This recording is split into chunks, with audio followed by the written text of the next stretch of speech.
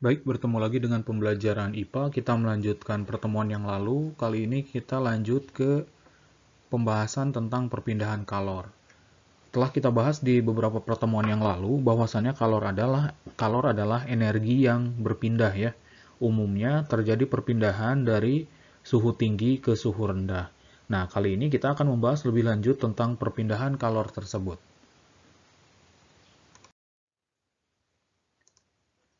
Kalor berpindah ternyata melalui 3 cara, yaitu ada konduksi, ada konveksi, dan ada radiasi. Bahasan ini sangat erat kaitannya dengan kehidupan kita sehari-hari. Oleh karena itu, kita simak baik-baik ya penjelasan dari pengertian serta contoh 3 perpindahan kalor tersebut. Oke, yang pertama ada perpindahan kalor dengan cara konduksi. Perpindahan kalor dengan cara konduksi adalah perpindahan panas melalui zat padat ya umumnya atau melalui perantara yang tidak ikut mengalami perpindahan. Maksudnya di sini partikel-partikelnya tidak mengalami perpindahan. Artinya perpindahan kalor pada satu zat tersebut tidak disertai dengan perpindahan partikelnya. Jadi yang berpindah itu hanya kalornya. Tapi partikel-partikel zat perantaranya, umumnya zat padat, itu dia tidak ikut berpindah. Contoh paling mudah adalah ketika kalian misalkan memegang sebuah besi ya, kemudian ujung besi yang satu dipanaskan, ya. Kemudian kalian tanpa pelindung misalkan ya memegang besi tersebut di ujung yang lainnya. Lama-kelamaan besi ini mendapat kalor ya, mendapat panas. Makanya suhunya naik. Nah, lama-kelamaan juga tangan kalian akan merasa kepanasan. Walaupun gitu ya, kalian tangannya tidak secara langsung berdekatan dengan api.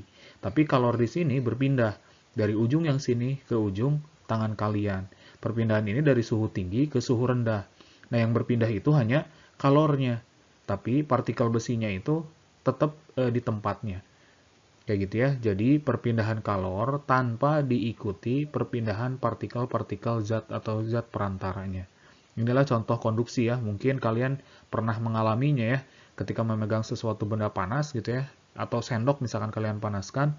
Kalau di sini ya tanpa ada pelindung, nah kalian akan merasa kepanasan.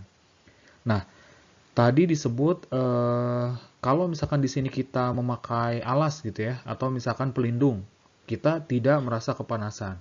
Nah, ini berkaitan dengan adanya bahan yang mampu menghantarkan panas, ada juga yang tidak. Benda yang bisa menghantarkan panas dengan baik disebut dengan konduktor. Contohnya, tembaga, besi, timah gitu ya, aluminium. Nah, ini bisa menghantarkan panas dengan baik. Jadi bisa langsung kena tangan kalian ya. Nah, ada juga benda yang tidak bisa menghantarkan panas disebut isolator.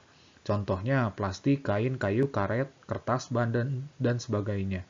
Nah, kalau misalkan kalian di sini memegang besi itu dialasi dengan plastik gitu ya, atau kain mungkin, nah mungkin kalian tidak akan merasa kepanasan. Itu karena benda-benda tadi, plastik, kain itu ya, itu disebutnya isolator.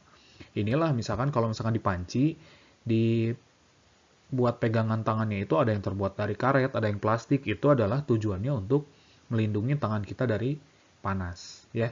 Jadi ada konduktor yang menghantarkan panas dengan baik, ada juga isolator yang tidak bisa menghantarkan panas.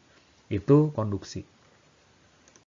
Berikutnya, perpindahan kalor dengan cara konveksi adalah perpindahan panas melalui aliran zat yang perantaranya ikut berpindah.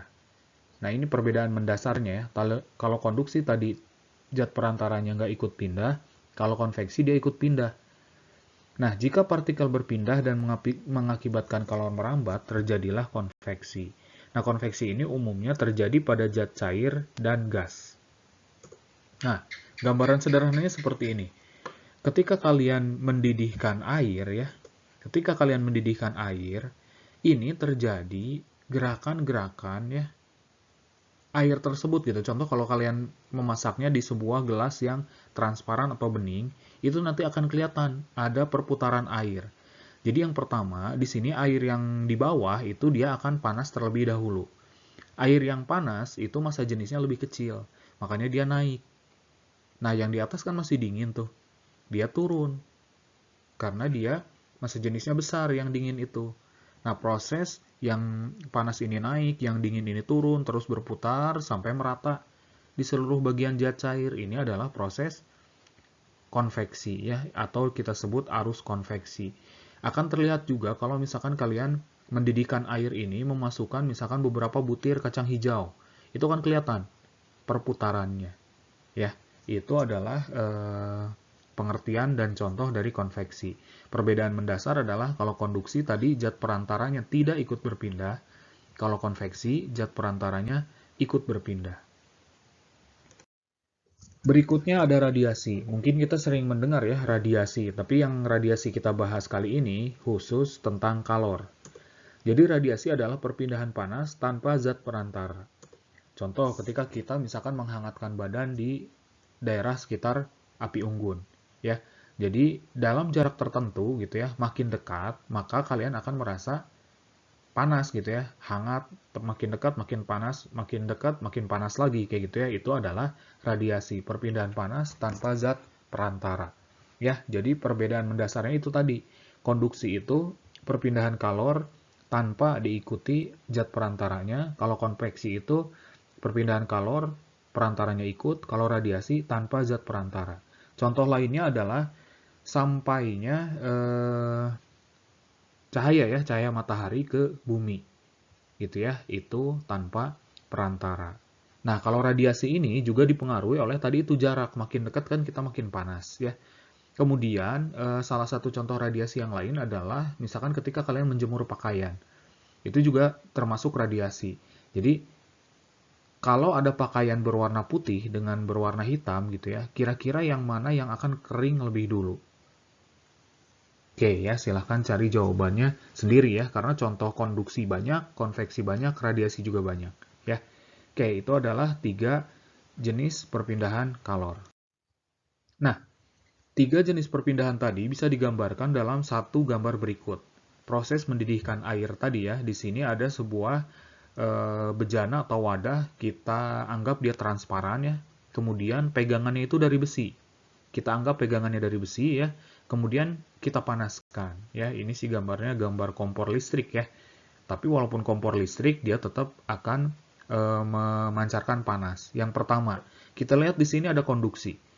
Gagang pegangan wadah ini gitu ya. Kalau dia dari besi, kalau kita pegang pasti akan panas juga walaupun si pegangan ini tidak secara langsung mendapatkan kalor ya, tidak secara langsung mendapatkan kalor dari kompornya, tapi dia mengalami konduksi. Jadi kalor dari sini ngalir ke sini sampai ke ujung sini, ya.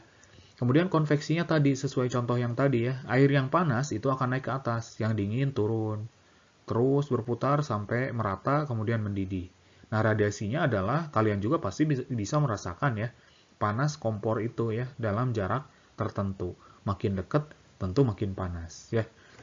Itu adalah penjelasan tentang perpindahan kalor melalui 3 cara ya. Contohnya sangat banyak, silahkan kalian baca-baca dan cari literatur sendiri ya.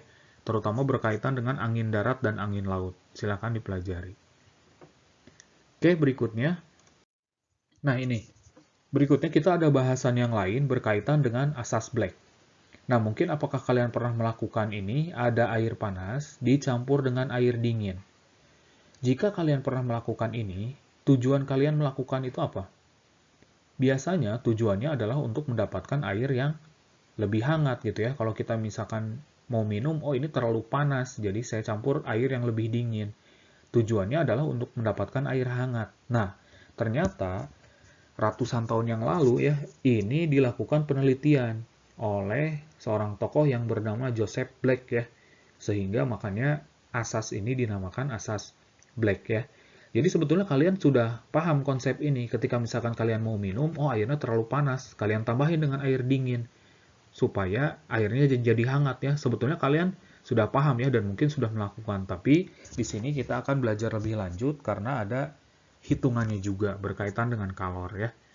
Nah, menurut Black ya, bila dua zat yang suhunya tidak sama dicampur, maka zat yang suhunya lebih tinggi akan melepaskan kalor, sehingga suhunya turun. Dan zat yang bersuhu rendah akan menyerap kalor, sehingga suhunya naik, sampai terjadi kesetimbangan termal. Termal di sini artinya suhu ya, terjadi kesetimbangan suhu. Jadi tadi itu, air panas campur air dingin jadi air hangat. Jadi air panasnya otomatis, dia itu akan melepas kalor, jadi suhunya turun.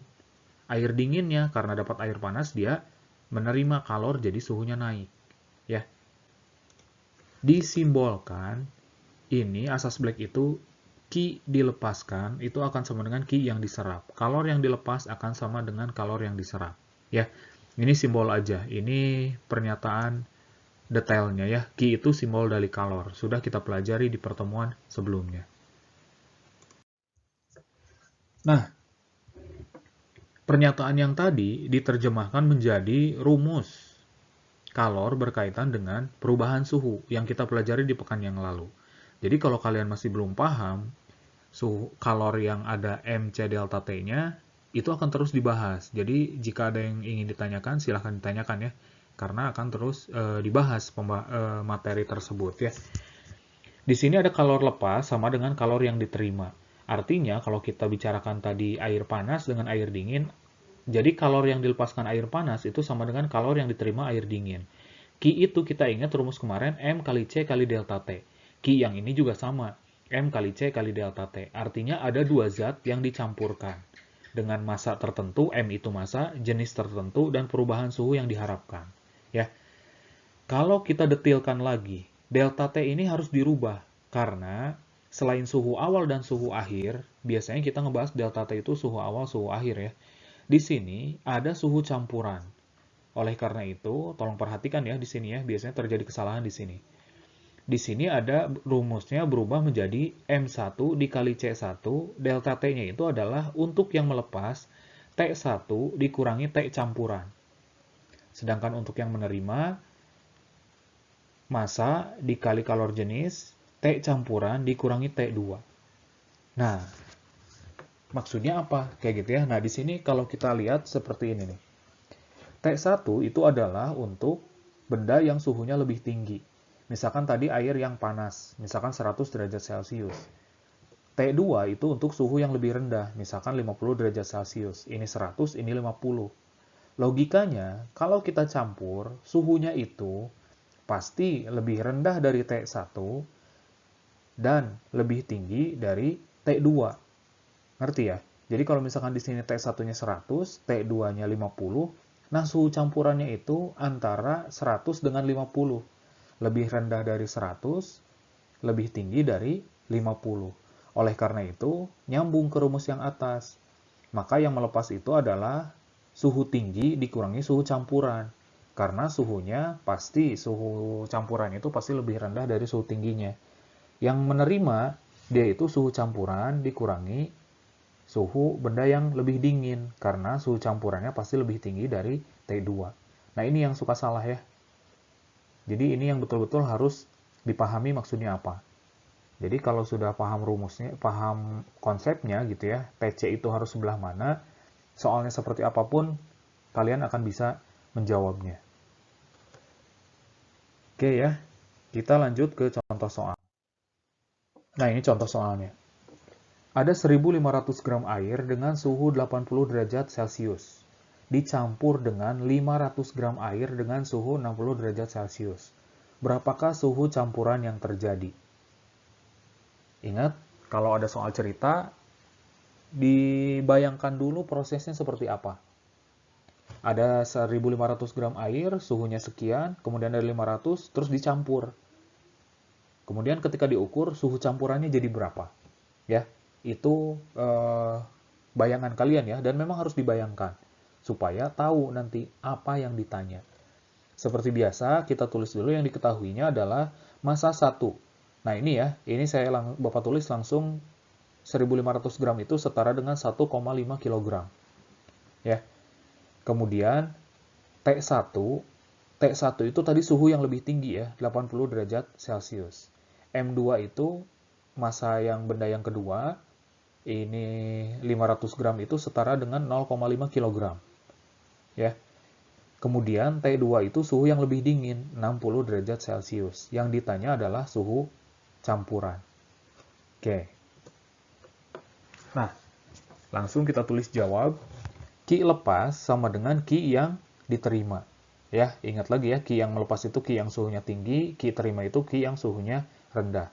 Kita tulis rumusnya biar kalian ingat, M1 kali C1, T1 kurangi TC, M2 C2, TC kurangi T2. Ya, di sini mungkin ada hal yang harus kalian perhatikan. Ketika dimasukkan angka, M1-nya bisa kita ganti. 1,5, T1-nya 80, TC itu yang ditanya, M2-nya itu 0,5, C2-nya nggak ada, TC ditanya, T2-nya 40. Nah, kalau kita lihat di sini, C1 dan C2-nya hilang. Kenapa hilang?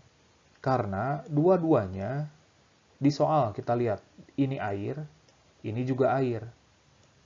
Sedangkan kita ingat lagi, C itu adalah kalor jenis suatu zat ya.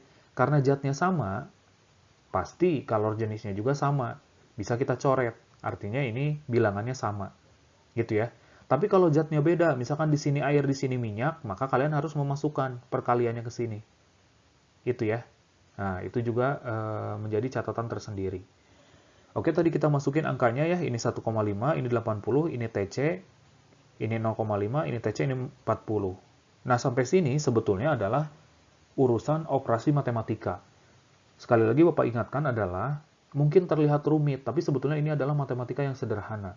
Jadi ketika kalian lupa pelajaran SD gitu ya, mau tidak mau kalian harus mengulanginya. Karena ini adalah konsep matematika sederhana. Sederhananya seperti apa? Nah, di sini kita lihat, ini ada perkalian. Ini kita kalikan 1,5 kali 80 min TC, berarti ini 2 kali. Ini 1,5 dikali 80. Kemudian 1,5 dikali TC. Ini juga sama, 0,5 kali TC, ini 0,5 kali 40. 1,5 kali 80, itu 120.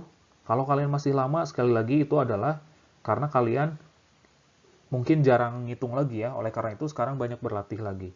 1,5 kali 80 itu 120, 1,5 kali minus TC, itu sama dengan min 1,5 TC.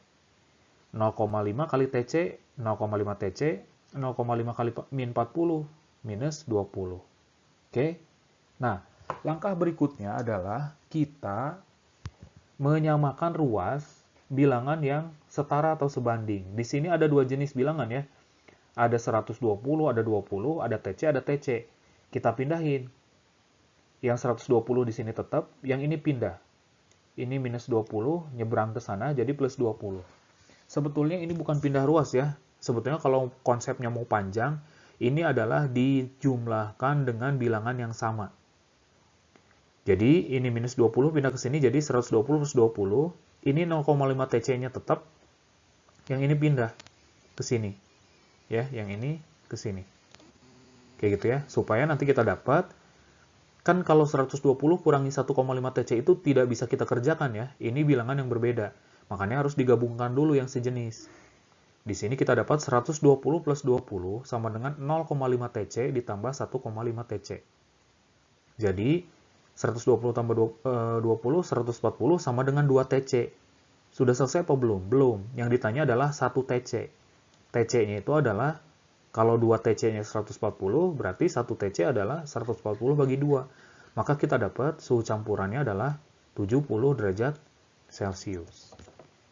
Ya, baik anak-anak, sekali lagi terus didalami ya pembelajarannya. Konsep hitungannya jangan sampai kalian kesulitan di matematikanya. Karena di sini selain kalian harus paham rumus, kalian juga harus terampil dalam mengoperasikan matematikanya. Baik, bertemu lagi di pertemuan berikutnya. Semoga kalian tetap semangat dan sehat selalu.